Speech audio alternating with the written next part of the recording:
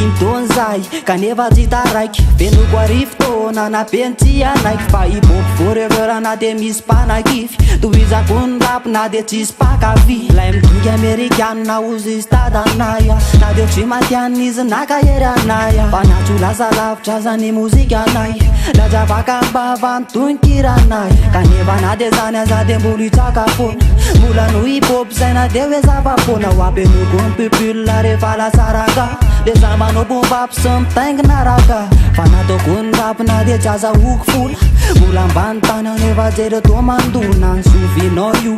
rapina io sofinao io rapina io hip-hop forever armana hip-hop forever armana tohizanay fona zay tsy janona tohizanay fona zay tsy janona hip-hop forever armana hip-hop forever armana tohizanay fona zay tsy janona tohizanay fona zay tsy janona hip-hop kolotsaina tsy miova heritsaina serim-po io fa tsy lova mandroso tsy membotra fonafona aloha ny ekipy tololatra ary tsy hofaty fa elita inoko fampetsaka ny tsaro tsolamboto indrindrandrindra farofozanovaloko fa sy akoza ambadika any tsy ataoko ko piasa saina fely teknika sy ketrika ny ampiasainy niestabombab fa niespi mampitapy floko miovaova fatsiko amtapy nateurty naty rapy ataoko rehefa rapy ropanenjika rolony efarany non-stop fa hip-hop forever nisanakiana tsy ahoako fa reveko ka leo opoteko fa salosony eto ke sasaiko zo mety hip-hop forever armana hip-hop forever armana tohizanay fona zay tsy janona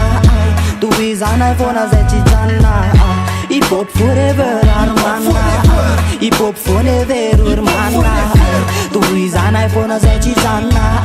tohizanay fona zay tsy janona la vo de plus efa nisy obobo tsy mitsatra ny tivitra kanefa tsy navoky zay tsy miala amin'ny hip-hop nalazainao tsy afakio tsisykisony tsy sako sainy anao na tsy afako tohizanay ny rap dimy taona njorono tsokona nsp mahatonga mbolano ifona fa rapy hip-hop anaty rano mikoriny kifiako kaniza tsoliny satsy angina